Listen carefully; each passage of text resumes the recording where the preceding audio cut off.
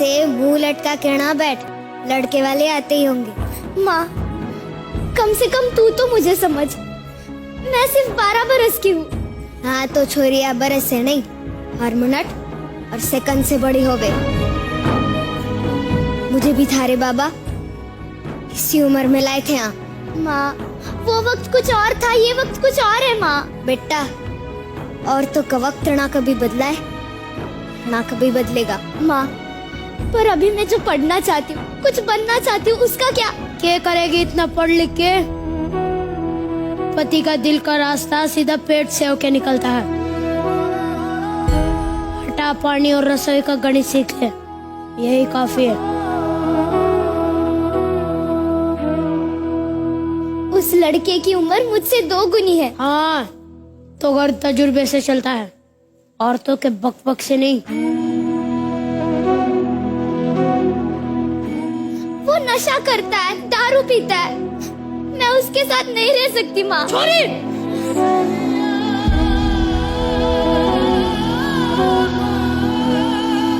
अब तू तारे मर्द को सिखाएगी कि घर कैसे चलेगा?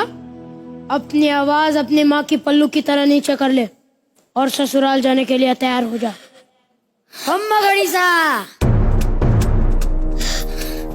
ये खम्मा गणिसा, राम राम, आयो पधारो पधारो। राम सिंह, सारी रस्में पूरी हो चुकी है, अब हम गुड़िया को लेने आए हैं। अपनी बेटी के विदाई के लिए तैयार हो जाओ। माँ, मैं नहीं जाना चाहती, नहीं जाना चाहती मैं। राम सिंह, ये तारी बेटी क्या कह रही है? अब चिंता ना कीजिए, नादान बेटी है, नादान बेटी। अभी आपके साथ विदा कर देंगे। जाओ। नहीं जाना मुझे।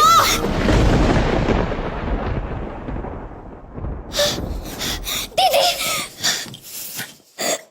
तुम घबराओ मत, कोई तुम्हें नहीं ले जाएगा। आप ये गौना नहीं करवा सकते, गुड़िया अभी बालिग नहीं हुई है, सिर्फ 12 साल की है वो अभी। गुड़िया सयानी तो हो चुकी है ना, अब वो खुद चाहे तो भी यहाँ नहीं रह सकती। ये गुड़िया का घर है, वो यहीं पर रहेगी। पर है नहीं था,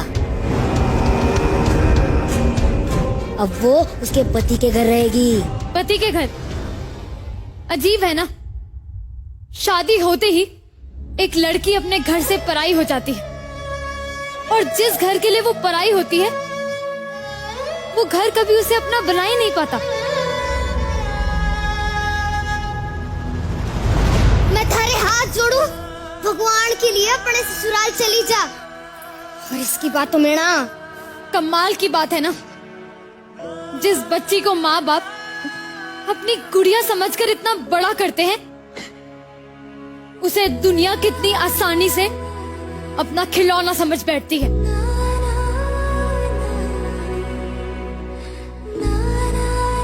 देखो, आप हमारे परिवार के मसलों में दखल दे रही हो। तो क्या गलत कह रही हूँ मैं? गुड़िया पढ़ना चाहती है, कुछ बनना चाहती है। छोरिया सिर्फ रसोई में अच्छी लगती है, और तुम्हारी जैसी सोच रखने वाले सिर्फ गटर में अच्छे लगते हैं। छोरी, 4 किताबें पढ़ के हमें कानून ना सिखा, हमरे माथे पर ना बैठ, समझी?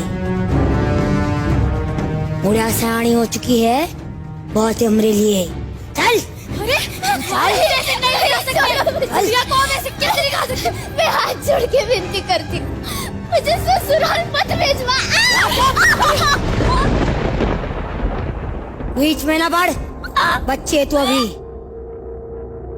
वाह, ये जानते हुए भी कि गुड़िया अभी बच्ची है, उसका जबरदस्ती से ब्याह करा के अपने घर ले जाना चाहते हो। ऐसे काम तुम्हारे जैसे नामर्दी कर सकते हैं।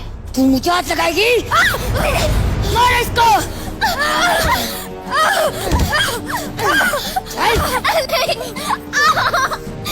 रुको, मेरे होते गुड़िया को कोई नहीं ले जाएगा। ये रहे कोर्ट के ऑर्डर्स।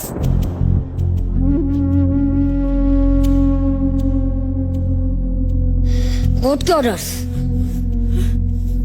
दिखाइए। बाप रे, हम तो डर गए। ये हमारा गाँव है, यहाँ पे हमारा कानून चलता है, समझी? चल। अरे बंद करो ये नाटक। डॉक्टर कृति, आप ठीक तो है? जी। तने पता है ना, बाल विवाह एक कानूनन अपराध है और इसकी सजा जरूर होगी। चल चल चल।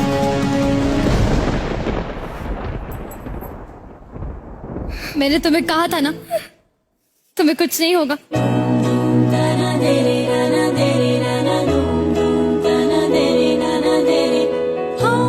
डॉक्टर कृति ने देश में हो रहे ऐसे ही बाल विवाह को रोकने के लिए सारथी ट्रस्ट की स्थापना की और उनके प्रयासों से अब तक लगभग 1200 बाल विवाह को रोका जा चुका है। इंडियाज बेस्ट ड्रामेबाज का ये मंच उनके इस हौसले को नमन करता है।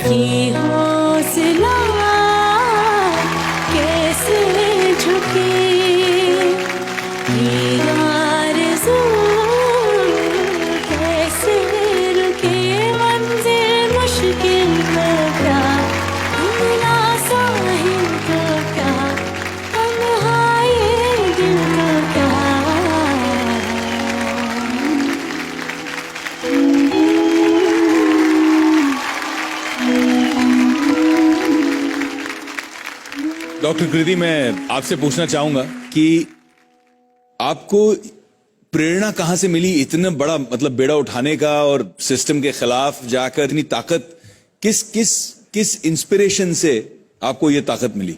सबसे पहले विवेक खम्मा घड़ी सा। खम्मा घड़ी। जब आप बात कर रहे हैं अब्यूज की, एक्सप्लॉयटेशन की, विक्टिम्स की, तो जनरली लोग उनको किताबों में पढ़ते हैं। मैंने उन्हें सिर्फ किताबों में नहीं पढ़ा, मैंने अपनी लाइफ में एक्सपीरियंस किया। माने? मेरा लाइफ स्ट्रगलिंग रहा। मेरे चाइल्डहुड बहुत ज्यादा स्ट्रगलिंग, अब्यूज, एक्सप्लॉयटेशन से गुजरा। मेरे फादर ने मुझे जन्म होने से पहले ही अबैंडन कर दिया था। 10 साल की उम्र में मुझे जहर दे दिया गया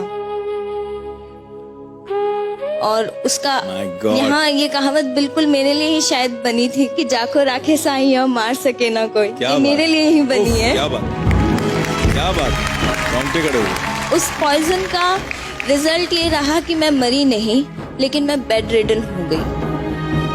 आपको शायद याद नहीं होगा आपने अपना पहला कदम कैसे रखा, पर मुझे याद है।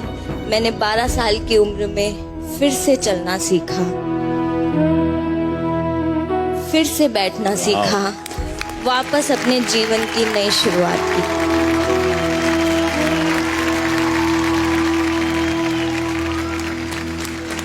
सलाम आपके इस जज्बे को। उस मोमेंट पे मैंने सोच लिया था कि मैं अब पढ़ लिख कर उन विक्टिम्स को रिहैबिलिटेट करूंगी, बाहर निकालूंगी, जो कहीं ना कहीं मेरी तरह अब्यूज और एक्सप्लॉयटेड हुए हैं। और जब हम लॉ फ्रेम की बात करते हैं तो 1929 से हम बात कर रहे हैं कि बाल विवाह नहीं होने चाहिए। 1947 में हमारा देश आजाद हो गया, लेकिन हमारे देश के बच्चे आज भी बाल विवाह की बेड़ियों में जकड़े हुए हैं। इसी सोच के चलते देश का पहला बाल विवाह निरस्त, शून्यकरण, यानी कि चाइल्ड मैरिज एनलमेंट कैंसिलेशन हमने कराया। वाह, जबरदस्त। आपकी सोच को सलाम है, आपके कर्मों को सलाम है। क्या बात, बहुत बढ़िया। Thank you so much.